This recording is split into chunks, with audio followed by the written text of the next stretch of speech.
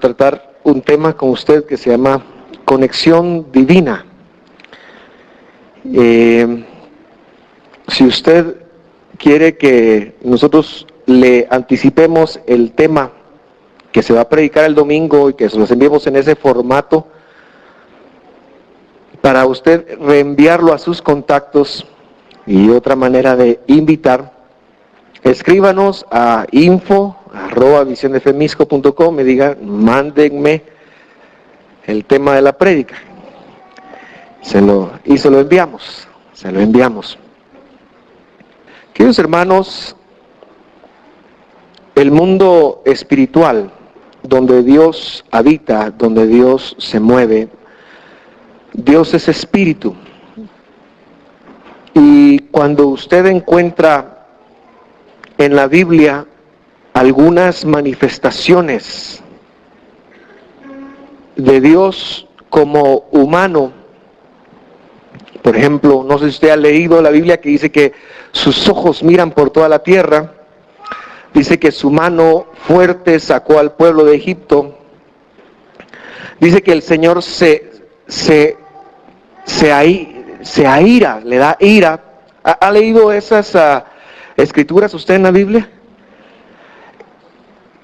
Están ahí simple y sencillamente para ayudarnos a comprender a nosotros la descripción de Dios. Dios es indescriptible, pero no es que el Señor realmente tenga manos, no es que tenga ojos, no es que tenga pies, sino que el Señor es inconcebible. Si yo pudiera describírselo a usted, dejaría de ser Dios, porque el Señor es demasiado grande. Desde esta perspectiva, le ruego, apague su celular, así se concentra bien en la prédica. Desde esta perspectiva, yo le quiero decir que Dios es tan grande, que antes de la creación y de lo que nosotros podemos captar como lo creado, Él era todo. Él era todo. Dios era todo. Lo llenaba todo, dice Efesios. En el momento en el que Dios decide crear un espacio para que nosotros habitemos y vivamos, en ese momento se forman dos mundos distintos. Primero está el mundo, por así decirlo, donde Dios habita, le vamos a llamar a ese la esfera o mundo espiritual. Y luego está lo creado, que es lo físico, lo que podemos tocar, lo que podemos ver, lo que podemos sentir, lo que podemos escuchar, lo que podemos palpar, gustar, etcétera, etcétera, que es para nosotros muchas veces el 100% de nuestra realidad. Como Dios es tan grande, quiero decir que en la verdadera realidad de las cosas, lo que no se ve ocupa el 99% del total, y lo que se ve, que es nuestro mundo físico, ocupa tan solo el 1%, porque Dios es tan grande, el mundo espiritual es tan grande, es inconcebible, bueno, mire, hay un versículo en Malaquías, dice que el Señor abrirá las ventanas de los cielos. Es ese mundo espiritual.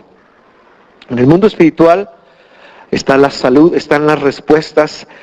En el mundo espiritual está la vida. En el mundo espiritual no hay nada malo, porque existe Dios en el mundo espiritual. Estoy hablando del mundo espiritual desde la perspectiva de Dios. No estoy hablando del mundo espiritual de los demonios y ese tipo de cosas, ¿verdad? Estoy hablando desde la perspectiva de Dios. Dios lo hizo así.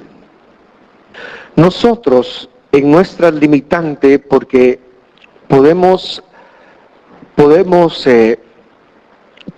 percibir solo lo que vemos, y hay muchas cosas que nos escapan. Por ejemplo, una vez estuve presente donde una persona sonó un silbato, y yo solo oí que salía aire, pero un montón de chuchos empezaron a ladrar, porque esa frecuencia no le llegaba a uno.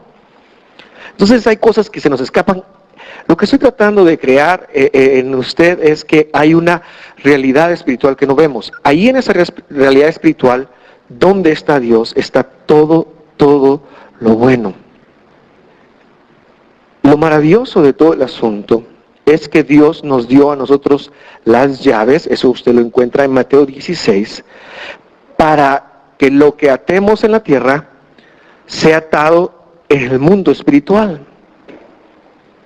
Lo que permitamos, lo voy a decir de esa manera, en la tierra sea permitido en el mundo espiritual, y lo que desatemos o desautoricemos en el mundo físico sea hecho en el mundo espiritual. De ahí nuestra necesidad de relacionarnos con Dios. Hoy quiero hablarle de cómo hacemos nosotros para traer eso al mundo físico.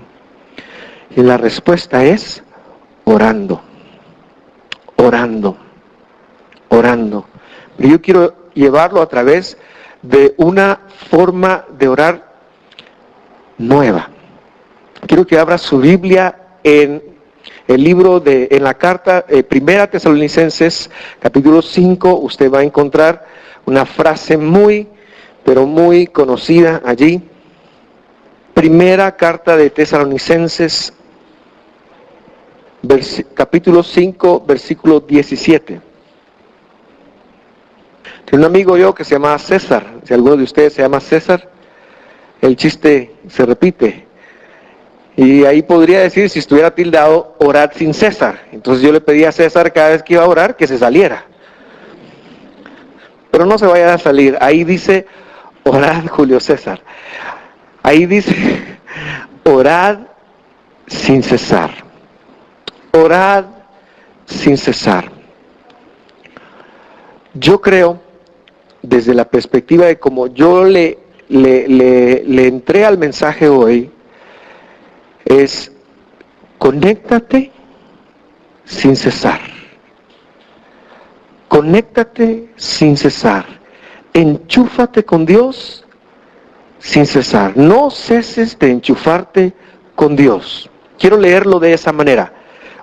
Orar sin cesar es conéctate con Dios. No dejes de conectarte con Dios.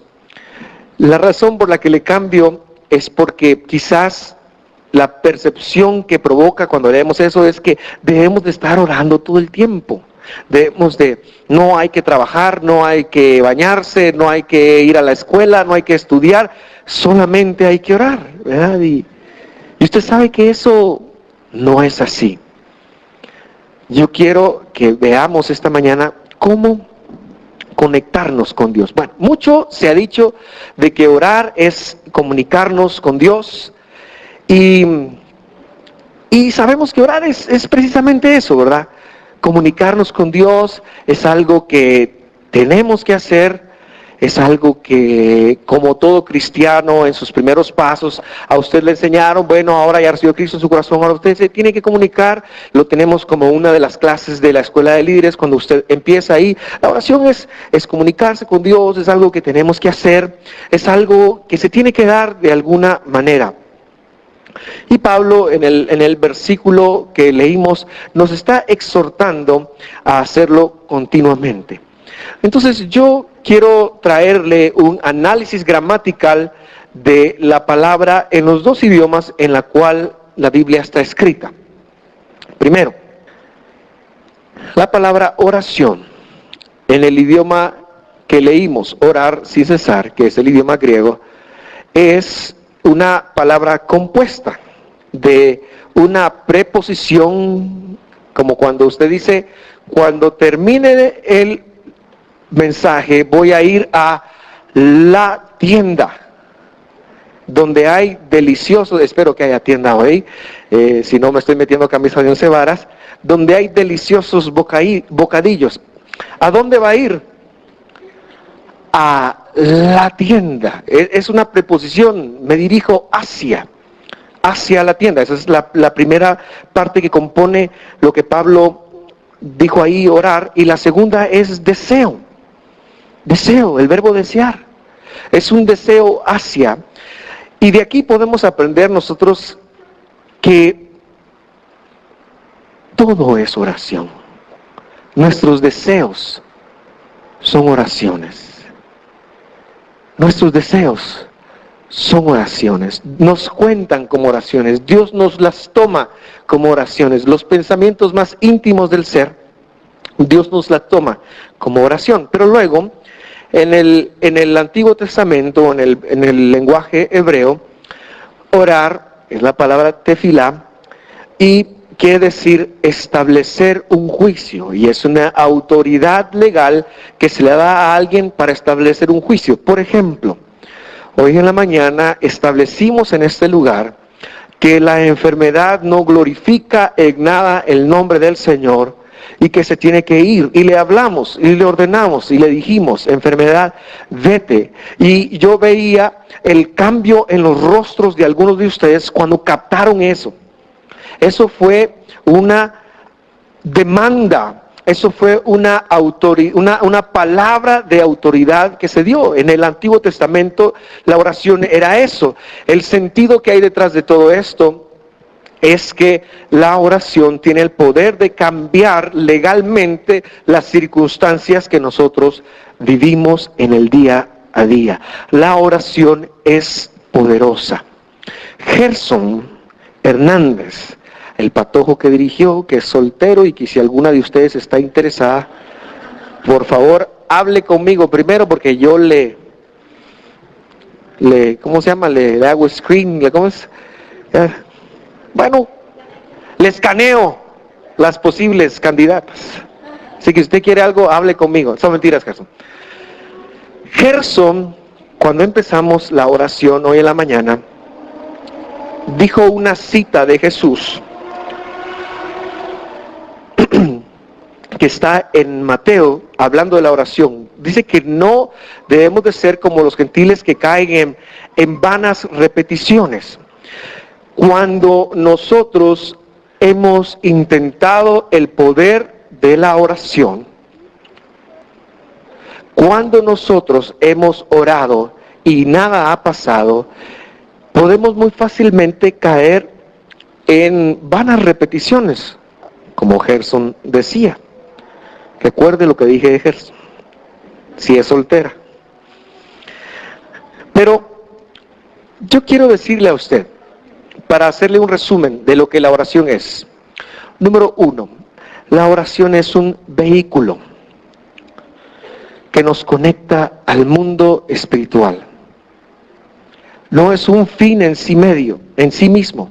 A veces podemos decepcionarnos, pero tenemos que entender, la oración es un vehículo, nos lleva a un lugar.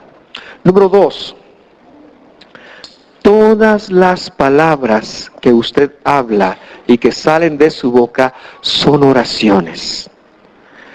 Tan es así que la gramática española nos ha enseñado que la oración consta de, vamos a regresar a tercero primaria, cuarto primaria, sujeto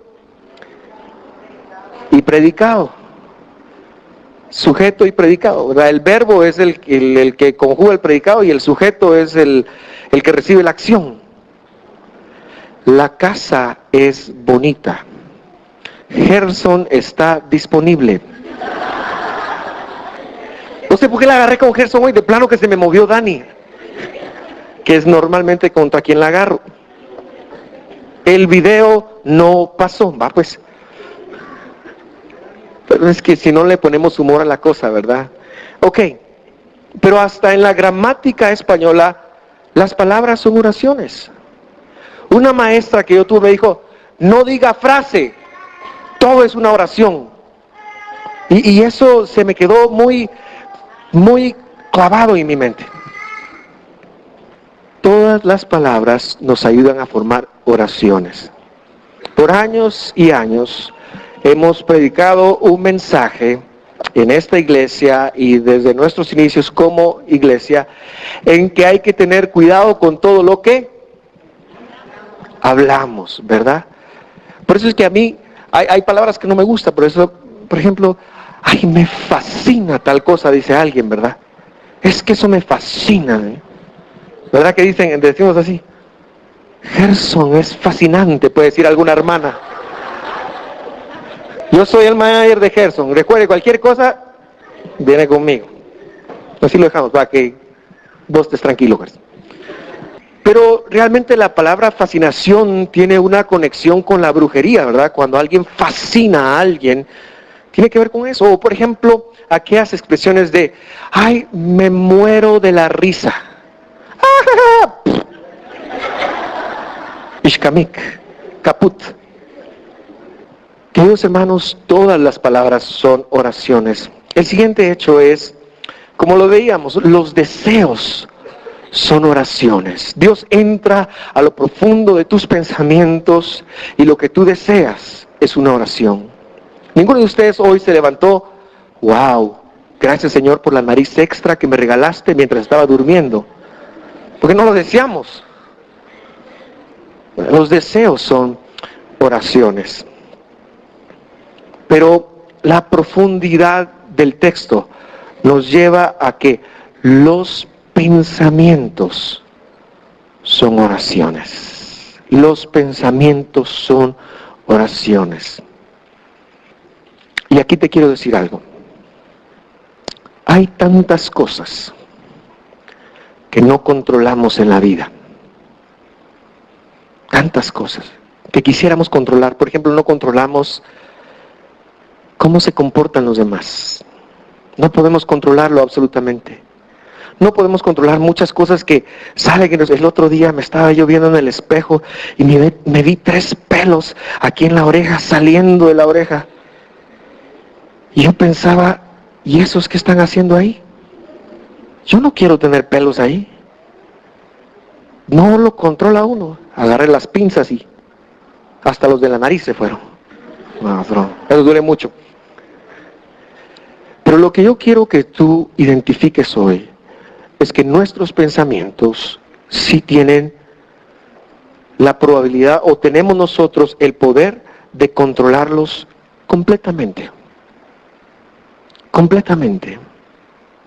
Mira, cierra tus ojos e imagínate el mar. ¿Ves que lo puedes ver? Imagínate que estás en Hawái, en una playa de arena dorada. No es blanca la de ahí, es dorada. ¿Verdad que lo puedes hacer? Tal vez no tienes la plata, tal vez no tienes el tiempo, tal vez no tienes, ya puede abrir los ojos porque algunos se van a dormir, si no. Tal vez no tienes la plata, tal vez no tienes la visa, pero con el pensamiento fuiste capaz de irte a Hawái. Los pensamientos están 100% a nuestra disposición. Ahora, para ayudarme a explicar entonces cómo conectarnos con Dios, yo quiero ahora que vayamos a ver la historia de una historia muy interesante de Jesucristo que está en el libro de Marcos. Usted puede 11, ahí lo va a tener. Yo le voy a empezar a comentar a usted. La historia es la historia de la higuera. Falta una semana para que Jesús sea entregado y crucificado, clavado en el madero. Le queda una semana de vida. El Señor lo tiene bien claro que en una semana Él va a morir. Y entonces ahora sí se dirige mucho de su ministerio, mucho de su trabajo. Él lo hizo fuera de Galilea, de Judea, de Jerusalén. Pero ahora sí, él dice, la última semana me toca estar en Jerusalén. Y entonces se toma una residencia particular en una ciudad que se llamaba Betania. Jesús pernoctó la última semana de su ministerio en una ciudad que se llamaba Betania. Me dicen, no conozco, pero parece ser que estaba muy cerca de Jerusalén, a una distancia en la cual él podía caminar todos los días, ir y venir. Y entonces el Señor iba al templo en la mañana, enseñaba, hacía lo que tenía que hacer y luego volvía y dormía en Betania. Un día, uno de esos días, Jesús se levantó y empezó a caminar. Yo no sé por qué razón, pero el Señor esa mañana no tomó sus cornflakes. Esa mañana no habían platanitos fritos con frijolito y huevos y cremita. No había panito tostado para acompañar el desayuno, no hubo un café con leche, no hubo un capuchino, no hubo su paisito de queso, no hubo nada de eso. Y el Señor se fue hambriento. Y caminando hambriento, se encontró una higuera que no era tiempo que diera higos. Y cuando el Señor ve la higuera, le dice en el versículo 14, usted lo puede ver ahí, Jesús hablando, diga conmigo, hablando, porque eso es muy importante que lo comprendamos, hablando, a la higuera le dijo, nunca jamás coma nadie fruto de ti. Y sus discípulos estaban enseñándoles. Si nosotros partimos del enfoque aquí de la pobrecita higuera, perdemos la enseñanza. La enseñanza es acerca de la oración. Usted va a ver por qué. Así que olvídese la higuera. Si usted es de las personas que les gusta velar por los derechos de los demás, está muy bien. Pero no vamos a velar en esta prédica por los derechos de la higuera, sino por la enseñanza que Jesús quería transmitir. Al regresar por la tarde, con la cofradía que le seguía, con sus discípulos, aquellos que habían escuchado las palabras que él mencionó, pasaron cerca de la higuera. En el ínterim, el Señor había estado muy ocupado. Le había pegado una cinchaseada a los mercaderes del templo. Hermano, cinchasear es bíblico. Jesús agarró a cinchazos, cintonazos. Nos estamos volviendo internacionales. Mire, aquí tenemos a México y a Colombia representados. Bienvenidos desde Colombia y de México. Y de Guate y de Misco y de Carretera El Salvador y de todos lados de usted venga. San Lucas, no sea Lucas pues, Chiquimula. El Señor cinchació y venían de vuelta. Y usted conoce la historia, ¿no? Voltearon a ver a la higuera y en el versículo 21, o antes del versículo 21, perdón, alguien, creo que fue Pedro, le dije a Jesús, Señor, mira la higuera que maldijiste se secó. No se pierda en que la higuera se seca. Por favor, piense en por qué se secó. Eso le quiero dejar en su corazón. El versículo 22. Y Jesús respondió, diciéndoles, tened fe en Dios. Diga conmigo, tener fe en Dios. Ahora vamos a personalizarlo. Yo necesito, ¿qué cosa? Exacto, tener fe en Dios. Ahora, lamentablemente, no nos lo tradujeron literalmente. Literalmente allí dice, tened la fe de Dios. ¿Cómo hacemos nosotros para enchufarnos con Dios de tal manera que nuestras oraciones dejen de ser repeticiones varias? ¿No le ha pasado a usted muchas veces que usted ha orado por algo y no cambia? Tiene años de estar orando por un hijo que se convierta, tiene años de estar orando por una sanidad, tiene años de estar orando para que el Señor lo saque de sus deudas, tiene años de estar orando para que algo pase en su familia. ¿No le ha pasado a usted? Y entonces nosotros lo mantenemos como una oración constante y lo decimos, ¿y por qué no pasa? ¿Y por qué no pasa? Y volvemos otra vez a repetirlo y lo decimos y lo decimos. ¿No le ha pasado a usted eso? Porque si no le ha pasado, entonces tal vez al único que le ha pasado es a mí. Queridos hermanos, tenemos que entender que lo que trae del cielo, del mundo espiritual al mundo físico, las cosas, es tener la fe de Dios. Cuando tú tuviste fe en Dios, Cristo Jesús vino a tu corazón, pusiste tu fe en Dios y fuiste salvo, fuiste salva. Fuiste llamado, fuiste escogido. Saliste de las tinieblas. Algunos no muy salieron, pero bueno, ese es el punto. Saliste de las tinieblas a la luz admirable de Dios. Y a veces cuesta hacer un compromiso con Dios, pero saliste. En ese momento, Dios puso en ti al Espíritu Santo. Y con ello te dio la fe de Dios. La fe de Dios no es algo extraño ni externo a tu vida. Es algo que ya está en ti.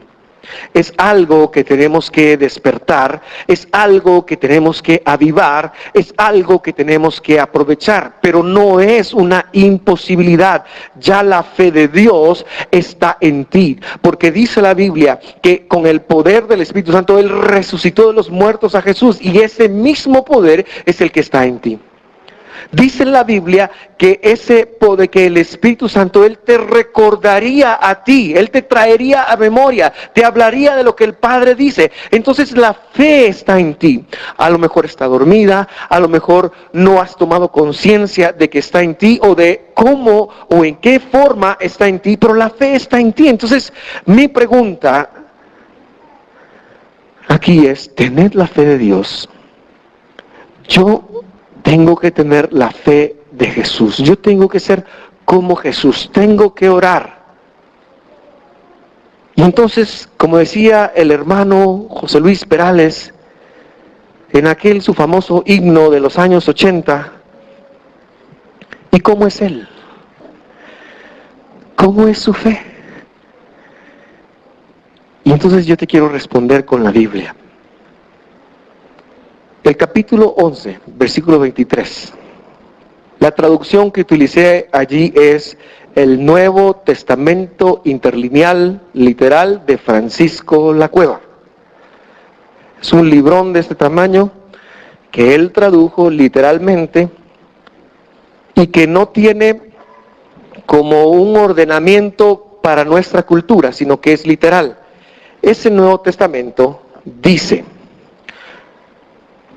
en verdad os digo,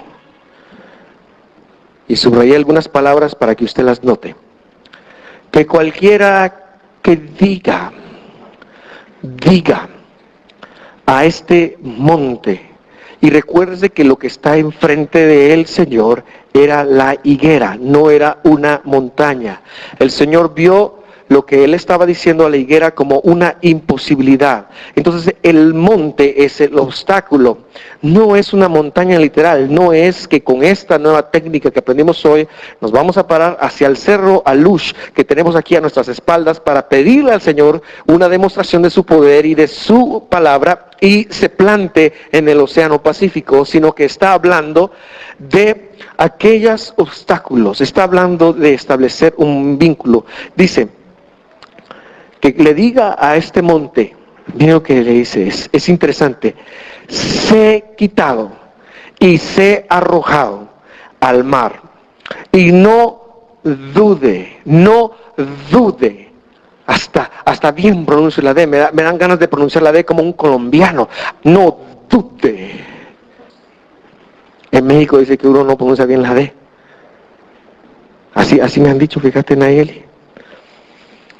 Y no dude en su corazón, sino que crea que lo que está hablando, lo que está hablando sucede, le será para él. Aquí vienen las claves. Número 1. Para orar,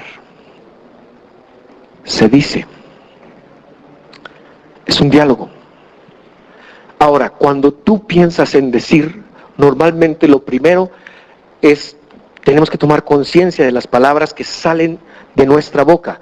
Pero yo te quiero decir que el diálogo más importante y más determinante en cuanto a la oración es el diálogo que está ocurriendo en tu mente, en tu cabeza. Cuando tú le estás diciendo al Señor, Padre, yo quiero que tú me sanes, pero si en tu mente tú estás pensando en las muelas del gallo, o estás pensando en otra cosa, o no tienes una conciencia de que eso es lo que realmente quieres, el diálogo más importante ocurre en tu mente. Si en tu mente no has visto cómo eso puede ser una posibilidad, es decir, si no lo has empezado a repetir en tu mente, si solo es una situación que sale porque en ese momento tú lo quieres, pero no es una convicción que ya está en tu mente, que tú sabes que tú quieres que Dios haga algo, que es una pasión que está en todo tu ser, que está en tu alma, que es algo que te carga, que es algo que tú quieres que Dios empiece a actuar, y no algo superficial. Oh sí, Señor, tú nos quieres dar las naciones. Oh sí, Señor, tú quieres sanar. No, hermano, cuando tú vayas a pedir de una sanidad, tú tienes que estar convencido,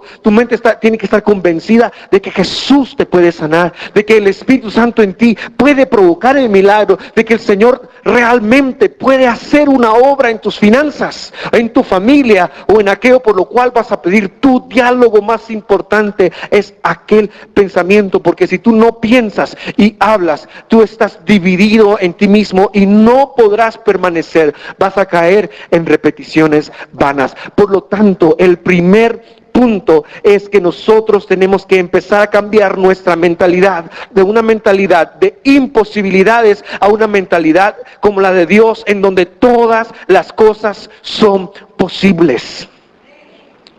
El primer trabajo que tenemos que hacer cuando vamos a empezar a orar es que tenemos que empezar a pensar como Dios piensa. Jesús mismo no le sorprendió porque esa higuera cuando vinieron, y ¿cuál es el punto, muchachos? ¿Y qué tiene que, pues si eso?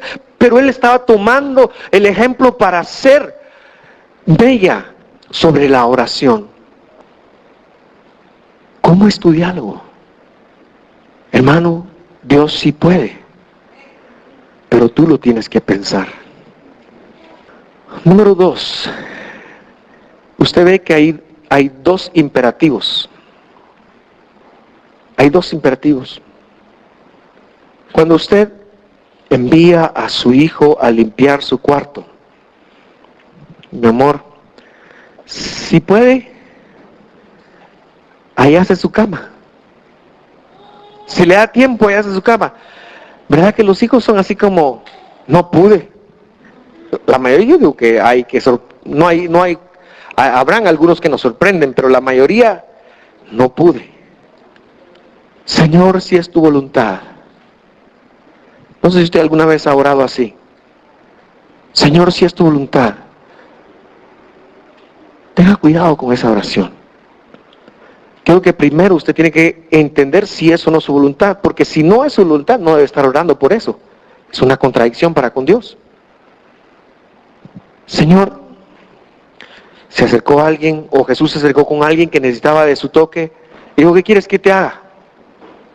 Y la persona, creo que fue el ciego, le dijo, Señor, si quieres, no, fue el leproso.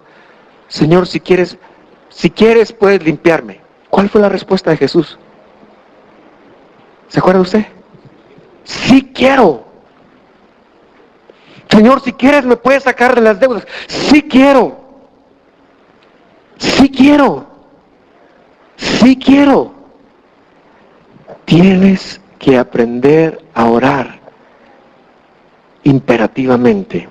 Es decir, tienes que entender que Dios te dio la autoridad a ti y no tienes que pedirle al monte, haceme la campaña, por favor, anda platate en el mar. Sí es la voluntad del Señor, porque nunca va a pasar. Tu oración tiene que cambiar de un... Los guatemaltecos somos bien humildes. Yo no sé si ustedes en los días que llevan acá ya lo notaron, pero somos bien humildes, ¿verdad? Por favorcito, páseme tal cosa. Y nos ofendemos y no nos piden así también, pero no somos tan humildes, ¿verdad? Hágame la campaña, dicen acá. Decimos, y está bien. Pero tenemos que ser imperativos también. La siguiente cosa. Dice que no dude. No dude. Le voy a decir cómo entiendo yo esto, saliéndome un poquito del esquema de la prédica. Yo creo que orar sin cesar es decirle a Dios una vez las cosas. Una vez. Señor, yo quiero que tú tal cosa, una vez. Y creo que el siguiente trabajo tiene que ser un trabajo de resguardar mi corazón, mis pensamientos, de cualquier duda. Creo que eso es orar sin cesar. Una vez que yo he entendido que Dios, Señor, yo le estoy hablando en este momento a mi rodilla para que sea sana. Voy a poner el ejemplo de la rodilla. Quizás en ese momento el dolor no se va a ir, quizás yo todavía voy a caminar algo chenqueando, pero eso no importa, porque el siguiente trabajo de mi corazón tiene que ser que yo debo de ser consecuente. Si es la voluntad de Dios, sanarme. Si es la voluntad de Dios, prosperarme. Amado, yo deseo que tú seas próspero en todas las cosas y que tengas salud, así como prospera tu alma. Si ese versículo que está en la Biblia es verdad. Me gustó mucho cuando Luis dijo, y si usted tiene niños menores de 7 años, aquí van a venir cuentos de la Biblia. Yo dije, cuentos de la Biblia, historias de la Biblia. Porque la Biblia no tiene ningún cuento. Me gustó porque me iba a servir para el ejemplo. La Biblia solo tiene verdades. La pura verdad. La pura verdad. Entonces, mi trabajo es convencerme a mí mismo en mis pensamientos, donde yo sí domino de que lo que le he pedido a Dios una vez es lo que va a pasar. Eso es orar sin cesar. Mire, y luego dice, le será para él. Ahora, yo quiero que usted vuelva a leer el versículo, Dani, si podemos regresar porque no está adelante, el versículo 24. O sea, usted lo puede leer en su Biblia también para hacer una comparación, pero el versículo 24 me trastorna, porque ese es el centro del mensaje. Eso es orar sin cesar, eso es establecer un contacto y una comunión con Dios. Mire lo que dice ahí. ¿Quién está hablando? ¿Quién está hablando? ¿Quién? Jesús. ¿Quién es Él? Salvador, es Dios. Entonces mire lo que Dios está diciendo. Por eso, yo les digo, todas las cosas. Diga conmigo, todas las cosas. Yo le he dicho a usted ya muchas veces, ¿verdad? Cuando un muchacho, si alguien quiere hablar con Gerson, recuerde, puede visitarme a mí. Cuando una muchacha quiere hablar con Gerson, te voy a amar. Si usted tiene que hablar conmigo primero, antes de hablar conmigo. Mire, yo estoy dispuesta a amarlo con todo mi corazón, dice. Entonces eso es negociable, ¿verdad? Porque yo le conté de un amigo que estaba de novio con alguien y su novia le dijo, mi amor, usted sabe esas cosas que dicen, contigo hasta el fin del mundo. A la que romántico. Sucede que él tenía una casa en Villanueva y cuando ya empezaron las cosas a ponerse serias, le dijo la que lo iba a acompañar hasta el fin del mundo, le dijo, mira, ¿y a dónde vamos a ir a vivir? Pues yo tengo una casa allá en Villanueva, contestó él. Y a lo que ella dijo, allá sí no me voy, dijo, allá es muy lejos.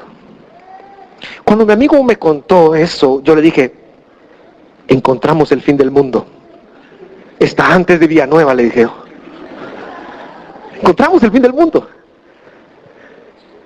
Pero aquí Dios está diciendo todas las cosas. No es como tú, no es como yo, es Dios. Y si Dios dice todas las cosas, entonces son todas las cosas. Quiero establecer eso en tu corazón bien claro.